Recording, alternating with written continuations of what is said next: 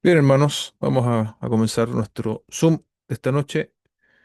Mm, el texto era Efesios, capítulo 2, versos 1 al 10, y el nombre de la predicación fue La perfecta intervención de Dios en favor del pecador.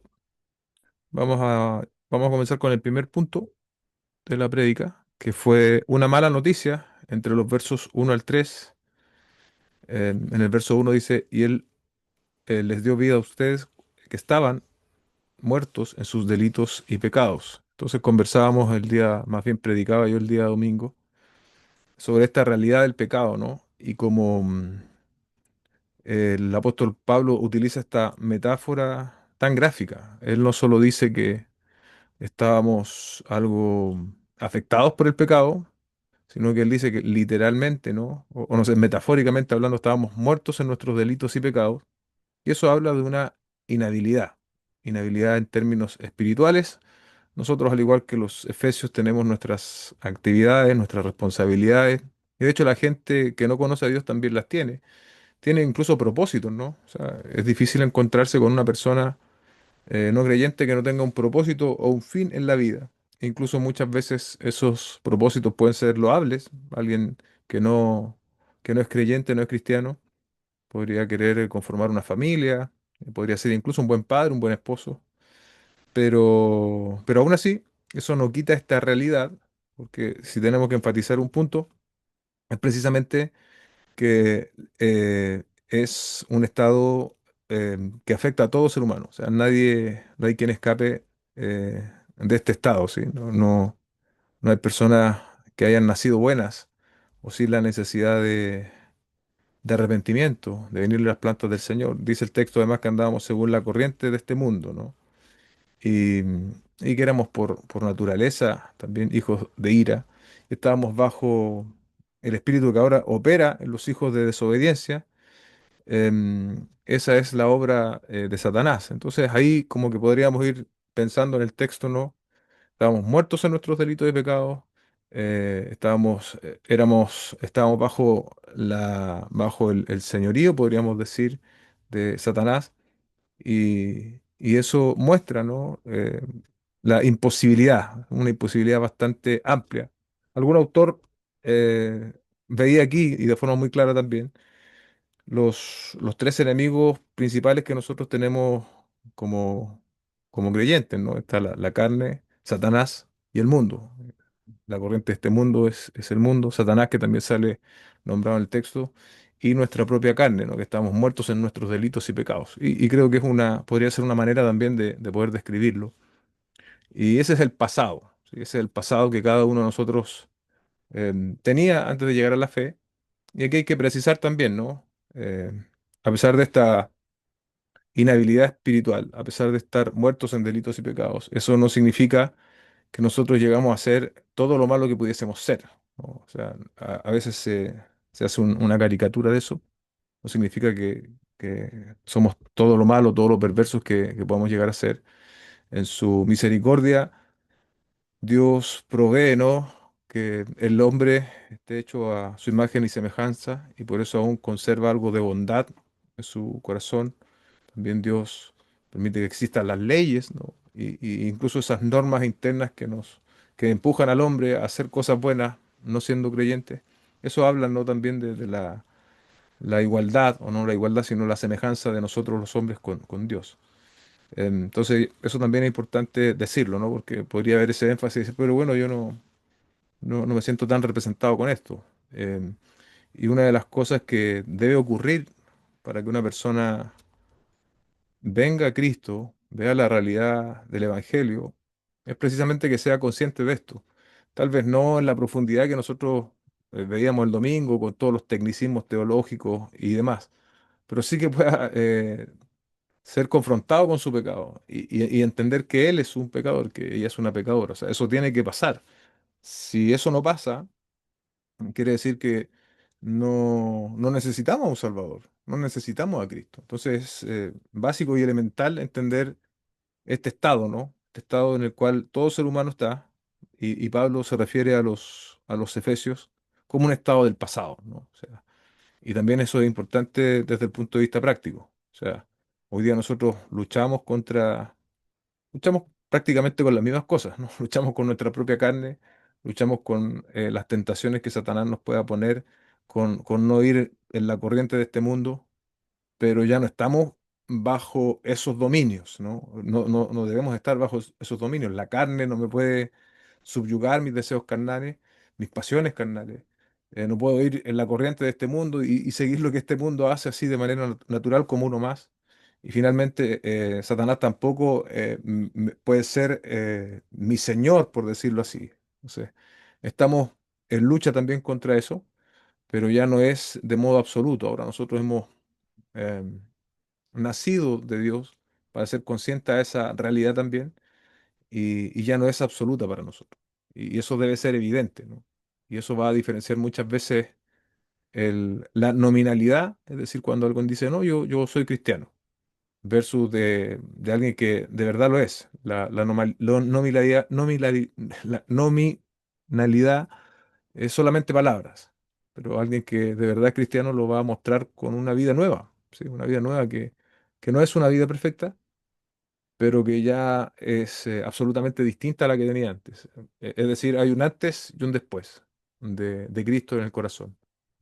Y, y en el corazón y con manifestación también externa de evidencia. Pero esa es la mala noticia, ¿no? Ahí muy bien retratada en esos tres primeros versículos. Se los leo ya con esto, termino en el primer punto para que lo tengan en consideración. Él les dio vida a ustedes que estaban muertos en sus delitos y pecados, en los cuales anduvieron en otro tiempo, ahí está, ¿no? Según la corriente de este mundo, conforme al príncipe de la potestad del aire, ahí está Satanás, el espíritu que ahora opera en los hijos de desobediencia, entre ellos todos nosotros en otro tiempo, eso también es importante, ahí se establece la universalidad, ¿no? Gentiles, judíos y todo tipo de personas. Vivíamos en las pasiones de nuestra carne, ahí están las pasiones, ¿no? Satisfaciendo los deseos de la carne y de la mente y éramos por naturaleza hijos de ira, lo mismo que los demás. Entonces, eso es el punto número uno que, como les dije antes, yo le coloqué la mala noticia. Dejo ahora también a mis hermanos Patricio y Sergio para que puedan compartir. Buenas noches, Iglesia.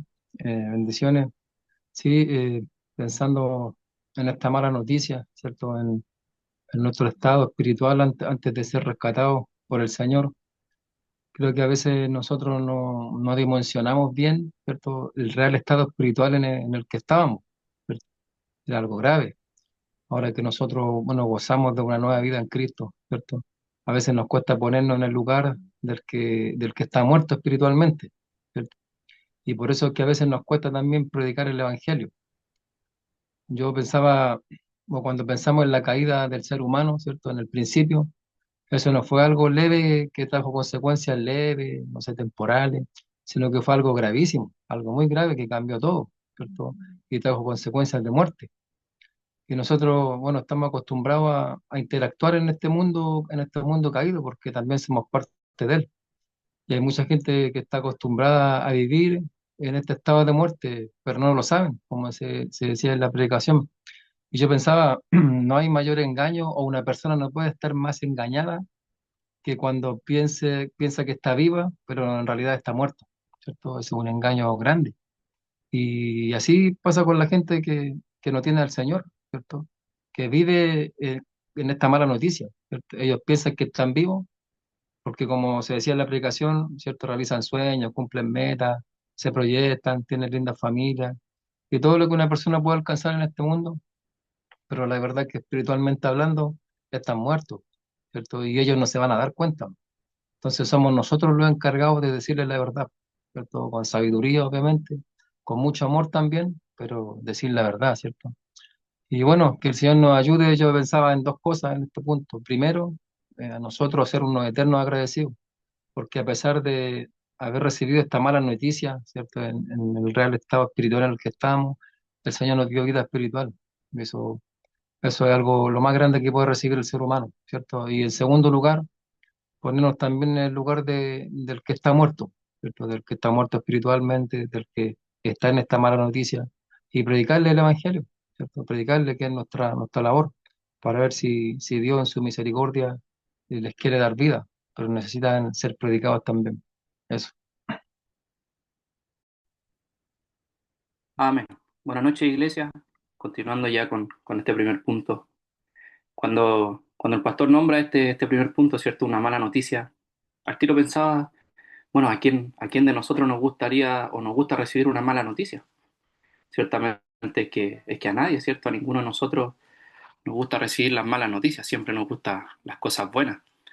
Pero ciertamente es una mala noticia porque estábamos muertos en nuestros delitos, en nuestros pecados, y, y nosotros debemos confiar en la obra de Cristo, ¿cierto? También recordando un poco la prédica, el pastor nos decía que no hay forma de que podemos escapar del pecado. Ahí en una parte dijo que el pecado es inescapable.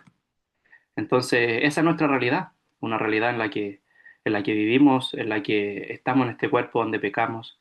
Entonces, lo que nosotros debemos hacer es refugiarnos en Cristo, refugiarnos en su obra. Él vivió la vida perfecta, una vida que ninguno de nosotros ha podido vivir. Entonces debemos confiar en su obra redentora, en su vida perfecta. Y es por ello que nosotros debemos ser más conscientes aún de nuestras acciones, de nuestros pensamientos, cuando habla de las corrientes de este mundo, ¿cierto? Y también de estar alerta a cualquier influencia negativa. No sé si yo me junto con alguien que sé que no es una persona que va por el buen camino, ciertamente esa persona no me va a edificar, no me va a acercar más a Cristo, no me va a acercar más a la palabra del Señor. Entonces, como aplicación yo tengo que alejarme, pero no correrme por completo, sino que también debemos ser luz, ¿cierto? Entonces también nosotros debemos recordar de que todos nosotros también hemos estado y hemos estado en la otra vereda, en el otro lugar donde andábamos por las corrientes de este mundo. Entonces entendemos también ese lado y es por eso que, tal como decía recién nuestro hermano Sergio, también nosotros debemos compartir el Evangelio, debemos compartir las buenas nuevas y darnos cuenta que en otros tiempos también estuvimos perdidos. Y es por eso que nosotros debemos ser unos buenos testigos y también predicar el Evangelio para alcanzar también esas almas que el Señor desea. Entonces, en Cristo, nosotros ahora tenemos una nueva vida y eso nos debe llenar de gozo. Ya no estamos perdidos, ahora estamos en Cristo y eso nos debe dar esperanza y nos debe dar tranquilidad en nuestro diario vivir. Amén. El segundo punto de la predicación, la buena noticia, ¿no? La primera es la mala y la segunda es la buena. En, entre los versos 4 y 7, las primeras dos palabras son muy importantes acá. Dice, pero Dios, ¿no? Sí. Ahí está el contraste de todo lo que vimos recién. Eh, para nosotros librarnos de esa situación espiritual, imposible. Darnos vida a nosotros, imposible.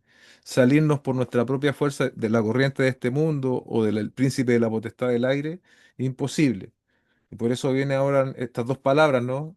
Que en la semana escuchaba un sermón del pastor Sugel y él decía que en la oficina de Arcie Sproul, un pastor que ya partió a la presencia del Señor, había un cuadro que decía, pero Dios, por la importancia, ¿no? que tienen estas dos palabras, porque la verdad es el único que puede intervenir de manera efectiva en la realidad espiritual del hombre, en la muerte espiritual del hombre, en la esclavitud del hombre, al pecado, al mundo y a Satanás, es Dios. ¿En base a qué? A la riqueza de su misericordia. Y dice el texto en el verso 4 por causa del gran amor con que nos amó. Les repito esta definición de misericordia de un autor. Dice, la misericordia es la actitud de la mente y del corazón de Dios que lo conmueve a sentir piedad de nosotros cuando ve nuestra condición perdida y desdichada. La misericordia lo induce a la acción. Se dan cuenta que la acción no es algo pasivo de parte de Dios, sino que involucra un acto. Y lo que me llama también la atención de esta definición es que es cuando Dios ve nuestra condición, tal como esa condición que retratábamos en los primeros versículos, una condición de pérdida, de impotencia, ¿no? De no poder salir de esa situación. Ahí Dios expresa su misericordia y la muestra del amor de Dios es precisamente en Cristo, ¿no? Esa es la muestra suficiente e indiscutible para que nosotros pudiésemos salir de ese estado espiritual en el cual nos encontrábamos. El verso 5 añade, aun cuando estábamos muertos en nuestros delitos y pecados. Vuelve a hablar de eso el apóstol. Nos dio vida juntamente con Cristo, por gracia ustedes han sido salvados. Y aquí necesariamente tenemos que volver a la predicación de hace 2 semanas. Y ahí ustedes se dan cuenta la precisión de la carta, ¿no? O la conexión que tiene con todas las ideas que va dando el apóstol en este caso, porque dice que nos dio vida juntamente con Cristo, ¿no? Y antes habíamos leído en Efesios 1:20 ese poder que obró en Cristo cuando le resucitó entre los muertos. Y recuerden que cuando hablábamos de eso, también el apóstol Pablo estaba hablando de ese poder que actúa en nosotros. O sea, ahora lo deja aún más claro. El mismo poder que resucitó a Cristo de entre los muertos, de manera directa, es el poder que a nosotros nos dio vida y que nos resucitó de entre los muertos. Recibimos vida juntamente con Cristo. Y no solo eso, sino que ese poder lo sentó a la diestra en lugares celestiales, pero también dice que nos sentó a nosotros en lugares celestiales. Y ahí como aplicación, ¿no? Bueno, el propósito de habernos sentado en lugares celestiales, en el verso 7, ¿no? Para que nosotros también pudiésemos dar cuenta de la misericordia, a fin de mostrar en los siglos venideros la sobreabundante riqueza de su gracia por su bondad para con nosotros en Cristo Jesús. Es decir, este lugar de privilegio en el cual Dios nos coloca, de estar sentado en lugares celestiales, no es para hacer ostento del lugar, ¿no? Como muchas veces se enseña, sino no, sino más bien es para que nosotros, la iglesia de Cristo, seamos una muestra clara de la sobreabundante riqueza de su gracia por su bondad. Y, y cuando nosotros pensamos cómo podemos hacer esto de manera práctica, bueno, yo creo que todos más o menos lo sabemos y lo entendemos. Y es cuando hacemos evidente a Cristo en nuestras vidas, ¿no?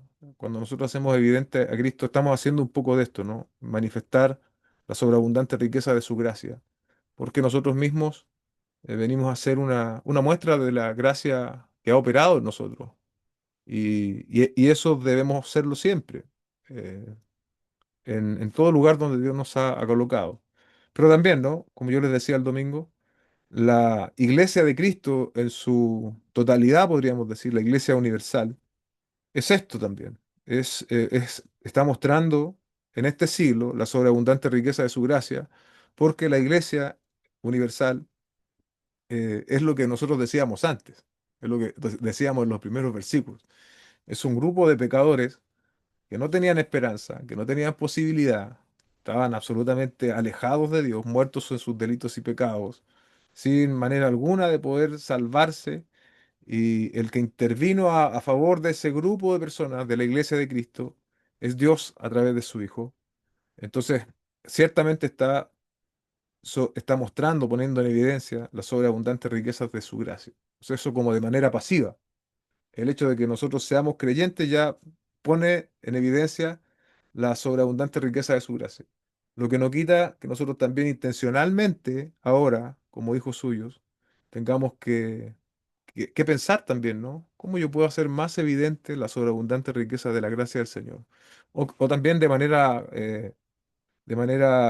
local, ¿no? Como nosotros como iglesia bíblica, Pacto de Gracia, ¿cómo nosotros como iglesia podemos hacer esto más evidente? La evidencia tiene que ver también con nosotros mismos, pero yo creo que también la evidencia está apuntando a las personas que no conocen, que también nosotros podemos hacer evidente otra vez la sobreabundante riqueza de la gracia del Señor. Creo que en la prédica yo dije de la gloria, pero es de su gracia. Así que es una tarea importante.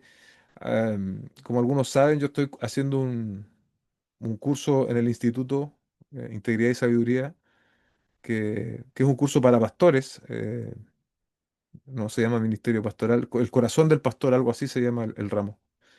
Y he tenido que analizar las clases bueno, me acordaba ahora mismo que una de las cosas que la iglesia, y medité y reflexioné y escribí sobre eso en mi último ensayo, una de las cosas que la iglesia evangélica es mala en general, es precisamente en su involucramiento social, ¿no?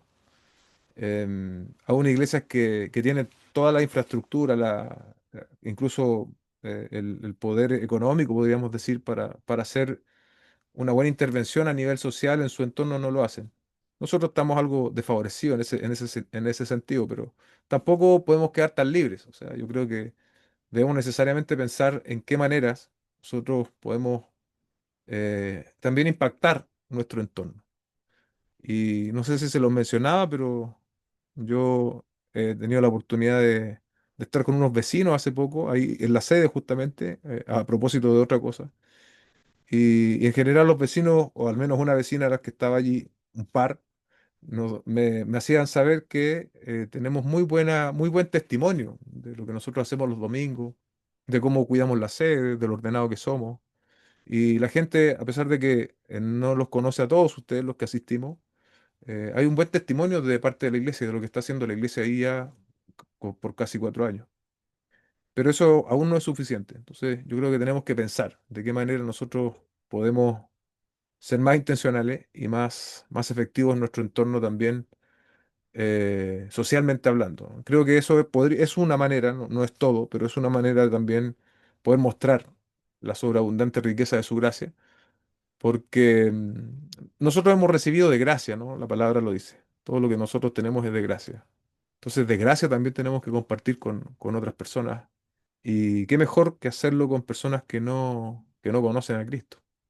Así que creo que esa podría ser una aplicación más para nosotros como iglesia local. Dejo ahora a mis hermanos. Amén. Sí, pensando en esta buena noticia y en la misericordia del Señor, ¿cierto? Nuestra condición antes de venir al Señor era una condición irremediable, ¿cierto? Irremediable. Y tenemos que dar gracias al Señor porque Él es misericordioso, ¿cierto? Y como dice el versículo, no solamente es misericordioso, sino que es rico en misericordia, ¿cierto? La misericordia del Señor es abundante, sin límites, ¿cierto? El Señor y el Señor nos la quiso dar por puro amor, ¿cierto? No, nosotros no teníamos nada que pudiera llamar la atención del Señor y decir, ya voy a tener de Él misericordia, ¿cierto? No la merecíamos. De hecho, nadie la merece porque la misericordia no es algo merecible, ¿cierto? Somos hombres y mujeres pecadores, ¿cierto? Lo único que merecemos es sufrir las consecuencias de nuestros pecados, pero el Señor es misericordioso y eso debemos estar siempre agradecidos por eso. Bueno, igual hace un par de días pensaba, ¿cierto? Ahí reflexionando un poco en los momentos difíciles, ¿cierto? De prueba, que a veces todos los que estamos aquí nos toca vivir, ¿cierto? A veces los pensamientos son rápidos, vienen y van muy rápido, ¿cierto? Cuando uno está viendo. A veces uno pudiera pensar, ¿por qué tiene que pasar esto? ¿Cierto? ¿Por qué esto tiene que salir mal? ¿Por qué tiene que haber este diagnóstico malo, por ejemplo? ¿Cierto? ¿Por qué tiene que llegar esta enfermedad? ¿Cierto? Porque si Dios tiene el poder suficiente para intervenir, ¿por qué no interviene? ¿Cierto? A veces uno piensa esas cosas así en los pensamientos. Pero la verdad es que es por la misericordia de Dios, es que no todo resulta absolutamente malo. En eso yo reflexionaba. A veces pensamos, ¿por qué tiene que salir esto malo? Pero si nosotros miramos la misericordia de Dios, es precisamente por esa misericordia, es que no todo está absolutamente malo, ¿cierto? Y es precisamente en los momentos difíciles en que nosotros podemos apreciar y ver más claramente la misericordia de Dios, ¿cierto? Y muchas situaciones muchas veces mejoran, ¿cierto? Y vemos el favor de Dios y vemos cómo Él interviene, ¿cierto? No mereciendo nosotros ese bien, ¿cierto? Sino que mereciendo ese mal que el Señor en su misericordia no nos da. Entonces, aunque a veces las cosas o las situaciones que enfrentamos en el día a día no mejoren o no salgan como yo esperaba, tenemos que recordar que Dios sigue siendo un Dios misericordioso, ¿cierto? Porque sí también son muchas las veces en que las cosas no empeoran, ¿cierto? Y mejoran precisamente por la misericordia del Señor, por eso. Entonces, es bueno pensar en la misericordia de Dios, ¿cierto? Pero no solo aplicado a las situaciones diarias, ¿cierto? Nosotros somos buenos para aplicar la misericordia del Señor o pensar cuando estamos pasando momentos difíciles, sino que con respecto también a la eternidad, ¿cierto? Que Él no nos dio el mal que merecíamos, nosotros merecíamos el castigo eterno y Él tuvo misericordia, como se enseña en estos versículos, ¿cierto? Sino que nos salvó y nos dio vida eterna. Y eso, bueno, debe llenarnos de esperanza primeramente en los momentos de dificultad y también de gratitud. ¿cierto? Y ser unos eternos agradecidos porque nos libró de esta mala noticia y ahora podemos gozar de esta nueva vida en Cristo. Eso. Amén. Ya en nuestro segundo punto y comenzando con lo que el pastor nos decía en la prédica, y es que nosotros somos una muestra evidente de la sobreabundante gracia del Señor. Eso es algo que, que he pensado, he meditado en estos días porque al final eso es lo que nosotros somos y es lo que nosotros debemos reflejar, que somos la muestra evidente de la sobreabundante gracia del Señor y es así como nosotros también debemos reflejarlo hacia nuestro prójimo. Y si uno piensa, bueno, ¿quién daba un peso por nosotros? ¿O quién podía haber creído en nosotros? Siendo unos pobres pecadores, alcanzados solamente por la gracia de nuestro Señor. Y es que el Señor nos alcanzó, nosotros no mereciendo nada o no teniendo nada. Entonces, en este punto, es recordar esto, que nosotros somos el reflejo de lo que el Señor ha hecho y nosotros también debemos manifestarlo. No basta solamente con quedarnos lo de los domingos, con quedarnos lo de los miércoles o con alguna prédica que uno pudiera ver, sino que más que teoría también lo hagamos práctica. Donde dice, pero Dios que es rico en misericordia, es una misericordia que ya, tal como se ha dicho, que no la merecemos, pero que Dios nos la sigue dando. No es tampoco para que nosotros podamos abusar de ella o simplemente vivir una vida sin Cristo creyendo que Él siempre va a tener misericordia conmigo, sino que yo también debo comportarme como tal y no abusar de la misericordia de Dios, sino que también cada uno de nosotros nos debemos esforzar por vivir en rectitud, por ser personas honestas, por ser unos buenos cristianos, unos buenos hijos del Señor. Y así como hemos recibido misericordia y perdón, así es como también nosotros debemos hacer con nuestro prójimo. No se basta solamente con que yo recibo y yo no doy nada a cambio, sino que yo también debo manifestar la misericordia y el perdón que el Señor me ha dado, también debo hacerlo con mi prójimo. Finalmente, pensaba en esto que si alguno de nosotros se pudiera sentir hoy día cabizbajo, triste, o sin ganas de continuar los caminos del Señor, o también cansado de fallarle, recordemos este punto, que Dios es rico en misericordia y también Él no va a rechazar un corazón que esté humillado, un corazón que esté arrepentido. Entonces es importante recordar de que ningún pecado es el Señor, si nosotros nos arrepentimos de corazón y cambiamos, el Señor no va a alejar su mirada de nosotros. Así que es importante darnos cuenta y entender de que el Señor está con nosotros y de que Él es rico en misericordia. Y eso a nosotros también nos debe llenar de esperanza, nos debe llenar de gozo porque no es como que estamos a la deriva, no es que, bueno, le fallé y ya Él no me va a perdonar, ya Él no me va a alcanzar con su misericordia, sino que todo lo contrario, de que si nos arrepentimos, el Señor va a estar ahí con nosotros. Amén. Finalmente, el punto 3, ¿cómo es posible la buena noticia? Desde el verso 8 al final, ¿no? Porque por gracia ustedes han sido salvados por medio de la fe. Estos son versículos súper conocidos y quizás la mayoría de nosotros los conocen. Para hablar de la salvación por fe, este es el versículo más representativo. Pero siempre es interesante ver esto, ¿no? Cuando un versículo como este tan conocido se expone a la luz del contexto completo, definitivamente cobra una visión más amplia el texto. No sé si a ustedes les pasó en la medida que vamos avanzando. Es distinto abordarlo de manera directa que venir ya, en este caso, predicando a través de toda la carta. Nosotros entendemos que la salvación es por gracia, ¿no? Y acá lo entendemos mucho mejor porque vimos muy bien nuestras propias características en los primeros versículos. Después vimos que es Dios que es rico en misericordia y por ese amor que nos mostró en Cristo, ¿no? Y ahora dice, porque por gracia ustedes han sido salvados por medio de la fe, ¿sí? Y recuerden que esa salvación, ¿no? Tiene una dimensión espiritual que nos libra de la paga del pecado, porque el Señor Jesucristo pagó en la cruz del Calvario por todos nuestros pecados y que nos da la vida eterna, es decir, estaremos eternamente con Dios. Esto es también muy discutible desde el punto de vista del protagonismo y el ego humano.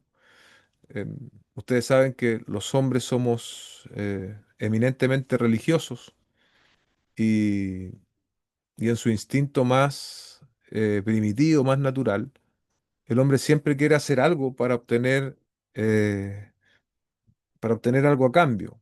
Siempre nosotros actuamos de esa manera. Y no es distinto en el sentido religioso, no es distinto en el sentido de Dios. Por eso que nosotros vemos que las religiones, que al final son todas las religiones, todas las creencias se basan en salvación por obras, tienen tanto éxito también, porque allí se estimula a la gente a hacer obras para alcanzar el beneplácito de Dios, para alcanzar el favor de Dios o la salvación que Dios ofrece.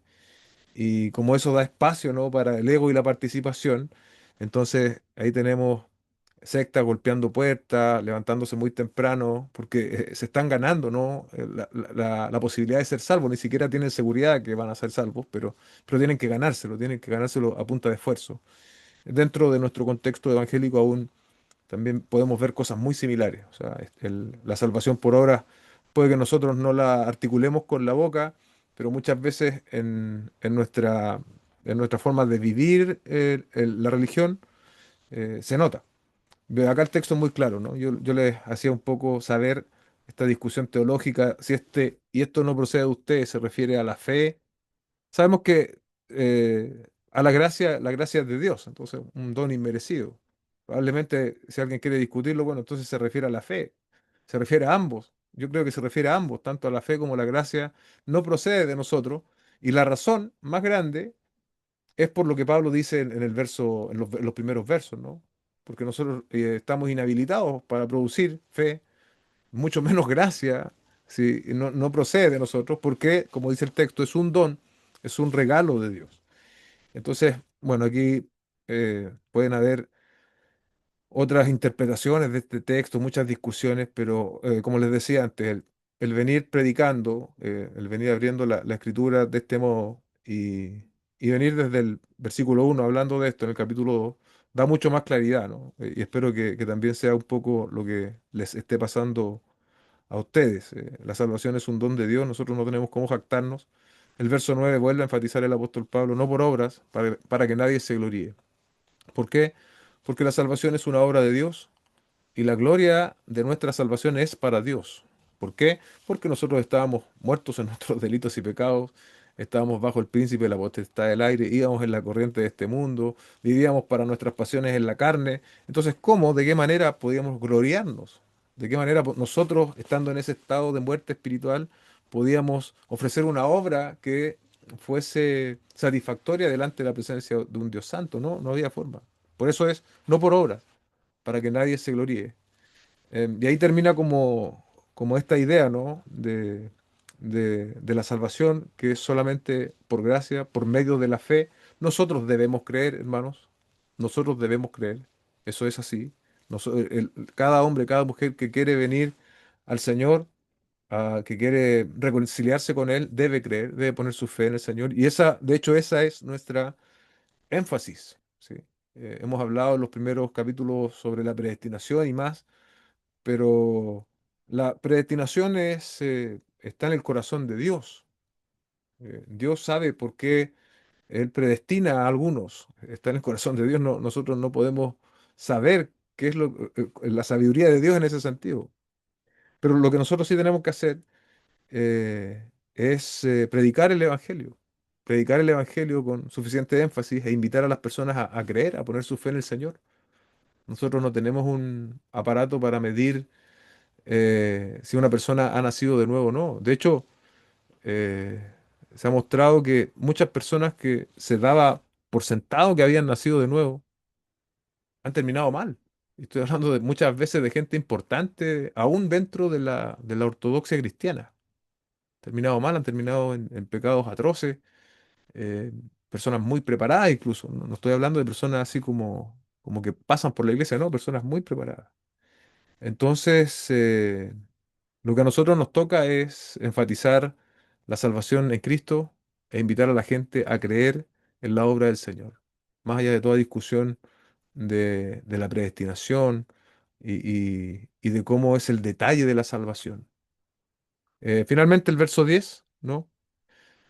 Hay un lugar para las obras, pero no en base a nuestra naturaleza humana, porque esa naturaleza humana está corrupta por el pecado, sino que a la nueva naturaleza. No sé si ocupé el término más adecuado, a la nueva versión de nosotros mismos, una versión nacida de nuevo, como dice el texto, porque somos hechura suya, creados en Cristo Jesús. ¿Se da cuenta? Creados en Cristo Jesús.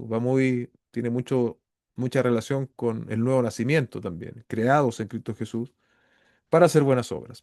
Dicho de otra manera, no hay forma en que yo pueda manifestar buenas obras si no he sido creado en Cristo. Los creados en Cristo son los que son hechuras de Dios, pero también son los únicos que pueden hacer buenas obras. Y, y bueno, yo ahí trataba un poco de llevar nuestros corazones a la realidad de las buenas obras que la Biblia nos enseña, ¿no? El lenguaje bíblico y los mandamientos bíblicos no son para la gente del mundo. ¿Sí? ¿Se dan cuenta? Son para personas que han despertado a su realidad espiritual y que definitivamente pueden obedecer. No podemos obedecer si no hemos sido creados en Cristo. No podemos hacer buenas obras si no hemos sido creados en Cristo. Y, y bueno, esas obras que Dios preparó de antemano, ¿no? Las revela en su palabra y es lo que nosotros tenemos que vivir, pero no hay que improvisar tanto, ¿no? Quizás me quedaría con esa idea, sino que lo que tenemos que hacer es ir a la palabra del Señor, descubrir esas obras que están allí, que tienen dos sentidos básicos, un sentido hacia Dios, hacia amar a Dios, y el otro sentido es hacia amar al prójimo. Ahí están tus hermanos en la fe, pero también aquellos que no conocen al Señor, porque también están hechos a la imagen de Cristo y nosotros tenemos que mostrar misericordia, tenemos que mostrar gracia, esa misma gracia que nos habla acá, nosotros no la podemos mostrar obviamente a nivel divino, pero sí tenemos que ser personas con más gracia, perdón, hacia los demás, con más misericordia hacia los demás. Tenemos que hacer un eco de estos atributos, podríamos decir, divinos en, en relación a los demás. Y ahí cuando nosotros hagamos ese eco, vamos a estar viviendo en esas obras que Dios preparó de antemano, que no son opcionales, no son alternativas. Es como que el apóstol dice lo natural. Ustedes han sido creados en Cristo. Bueno, lo que sigue es que hagan esas buenas obras que Dios preparó de antemano. Y bueno, ahí probablemente muchos de nosotros a veces experimentamos ciertos cortocircuitos, ¿no?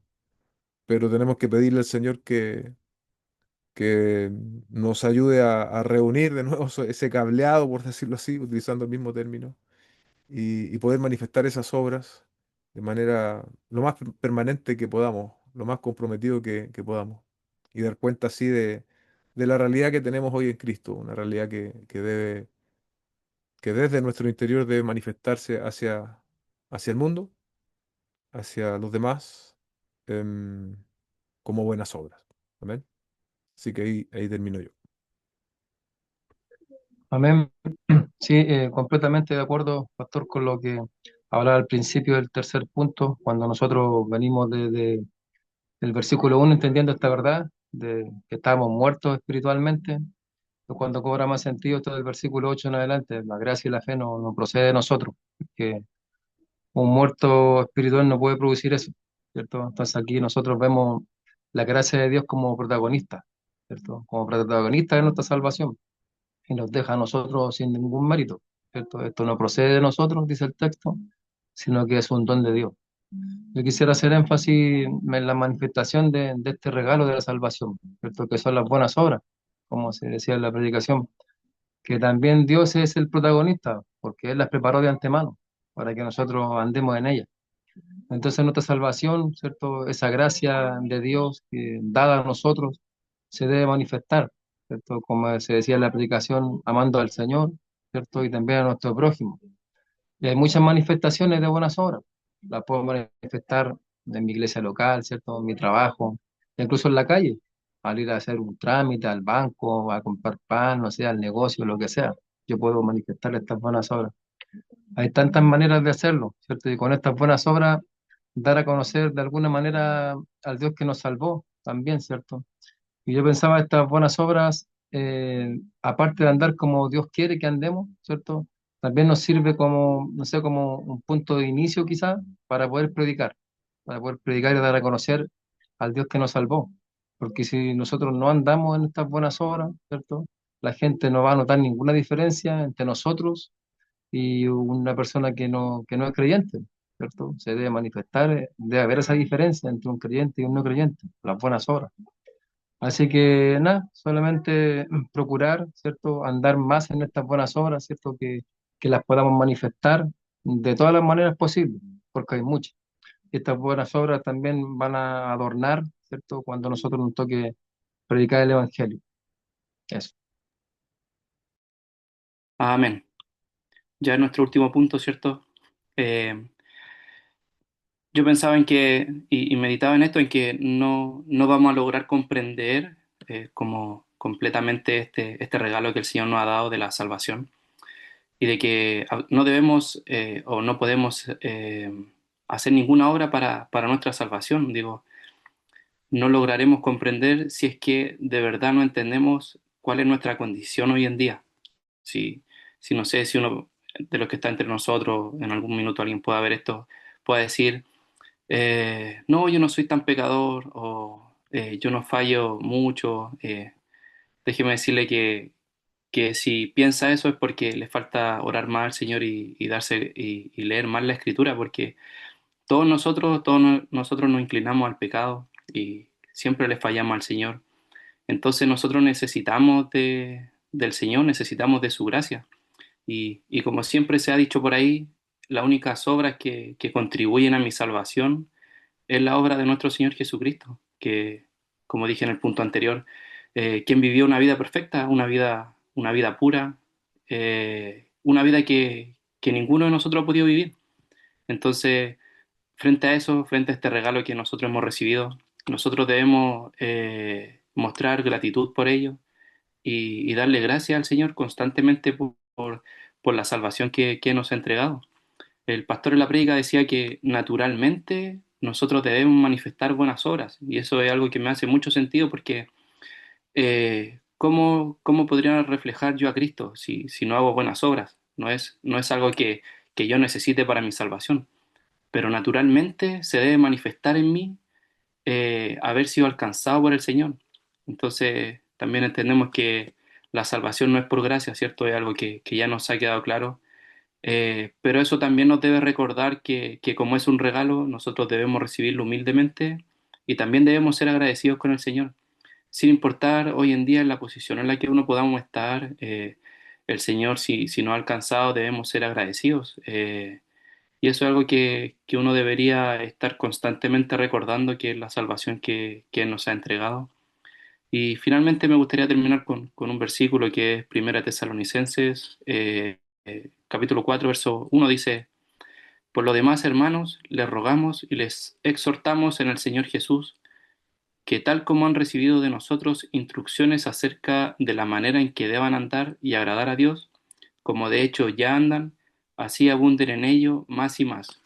Este versículo también reafirma también Efesios, que es que el Señor también quiere que nosotros andemos en buenas obras y que nosotros también contribuyamos a eso y sin importar que alguien nos vea o no, como para los aplausos, para las redes, sino que hacerlo de corazón, agradando al Señor, no a los hombres, sino que siempre agradando al Señor y también ser unos buenos testigos, como dice Hechos, es algo que siempre recuerdo que debemos ser unos buenos testigos del Señor. Y eso implica en tener un buen testimonio, desde las cosas pequeñas hasta las cosas más grandes. Así que eso, hermanos, que recordemos cada uno de nosotros que el Señor quiere que andemos en buenas obras y tal como dice Tesalonicense aquí, que abundemos en ellos mucho más. Amén. Bien, hermano, vamos a orar para entregar este tiempo de aplicaciones y de reflexión en la palabra.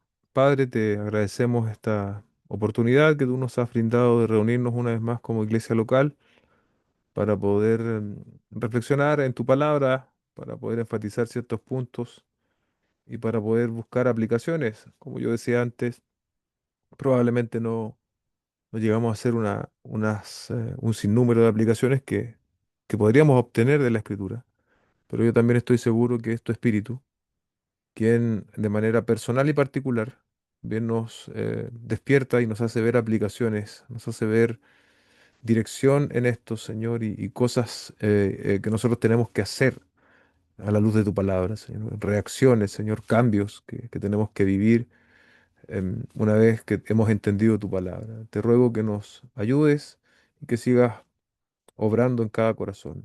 En el nombre de Jesús, amén y amén.